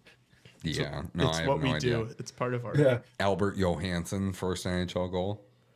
These Hawks guys always talk about our identity. Our identity is making non-NHLers look like prime fucking Sidney Crosby. That's what our identity is. Yeah, our identity is we're absolute ass. So the Indy Fuel currently have no Hawks picks on the roster right now. There we go. Nothing gets past this guy. But you know what? Like, if there were a player on Rockford struggling, they would send him down to the coast. They'd send him down to the Fuel. Yeah. But the Indy Fuel are like one of the more proud franchises, I feel like. It's like them, Kansas City's a big one, where they like try and bring in competitive players. Like, they don't like, it's not so much about because there's development, development as it is about winning. Yeah. Yeah. Okay. Fair enough. Yeah. So I'm sure they wouldn't I guess they would take some, but yeah. So Holt, our ECHL correspondent says he'd guess Greensboro is going to be in the Southern Division. Okay. Of the ECHL. And then this other report I got. This is according to Tani Andrakidis. The ECHL will be adding an expansion team in Rio Rancho, New Mexico for the 26-27 season. So that's pretty cool. That was according to who? Tony Andrakidis. It sounds like a king in Game of Thrones.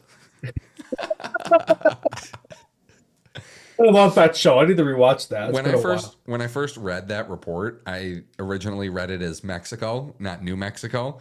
And I was like, that's freaking cool. Like an ECHL funded by funded by the okay. I was gonna say something. I caught myself. Funded by the caring people of Mexico. An ECHL team in Tijuana, just riffing it up.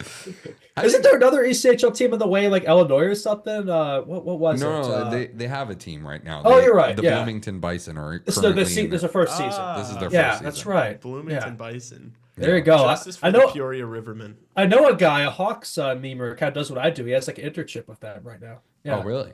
Let's get Bedard on Instagram. I'll just throw him out there. Yeah, cool guy. Yeah. Oh, yeah. Sure. Yeah, there you Check go. him out. Shout out to the Bloomington. What was it? Bison. The Bison. Bison. Yeah, there you go. Yeah. Yeah, All nice. right. I think that's it for this show. I think we're tapped out. After we go through. I will throw one more thing in there. The NHL loves to do this. 2 games tonight, 13 games tomorrow. That run just continues. I don't know what it is with these scheduling people there, but yeah. Yeah, no, I hate it.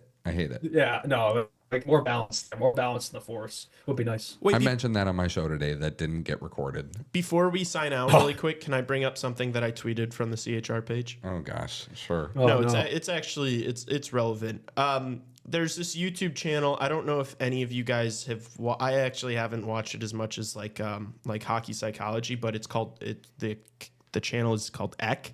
But he just posted a video titled "The NHL is killing this channel. Sad news," and it's basically just a 12-minute video talking about how, like, very recently, the NHL has been cracking down on like creators using copyrighted content, so like players using or guys using clips of the NHL. Yeah. It's so stupid because, and he was saying how he makes content for all these other different leagues and doesn't have problems because at the end of the day, these guys making these videos, kind of like what we do, like what we're doing right now is free marketing for the NHL. And these guys in the NHL are like, nope, don't want that. Wouldn't want These that. dinosaurs, dude. That's growing the game. Bunch of but how big morons is running this this league. page? You know what I mean? 126,000 subscribers, and he said he's amassed over like a couple 100 million views on his channel. So it's a big channel. And I've seen some of his videos. Yeah, and he mentioned some of the other creators that have been dealing with it too. It's just so stupid. It's like you can literally watch a Hockey Psychology video once a week and know what's going on in the NHL without watching a single game. Like so many people go to internet shows like this and creators like that to like have a better understanding of what's going on in the league. And it's like, if you're hurting these creators who are doing literal free marketing for you and keeping your audience engaged in your product, you're an idiot. And so I just wanted to get that off my chest. All right, a couple of ECHL points from the notes. Fort Wayne Comets was the team I was thinking about when I was talking about teams that like don't really care about development. It's about like putting a really good product on the ice. They're always winning the championships there. And then Holt, our Kalamazoo correspondent, we got to make it out to a Kalamazoo game here. It's Kalamazoo Wings, right? Is that their name? Yeah, the K-Wings. So Bloomington and Kalamazoo have kind of become rivals. Couple of good brawls already. So maybe we got to go to a Bison K-Wings game. All right, CHR Absolute night. Cinema. Holt, we need our update on CHR night at a K-Wings game. That would be really fun. Those ECHL games can be something else, man. Those games can go absolutely. You think the AHL games go off the rails? Those games can really go off the rails. Yeah. Oh yeah. All right. Subscribe to this podcast so one day we can buy an ECHL team. Also follow us on Instagram so one day we could buy an ECHL team and leave a 5-star rating and review. So that we can buy an ECHL team. Yes, let's go. That would be the dream. No, let's get an OHL team. An OHL team in Chicago. Hell yeah, that'd be nice. Compete with the Steel a little bit. No, I'm just kidding. We love the Steel. I would love to do I've said this before, but I'd love to do a CHR night at a Steel game too. That would be really fun just because they're so close.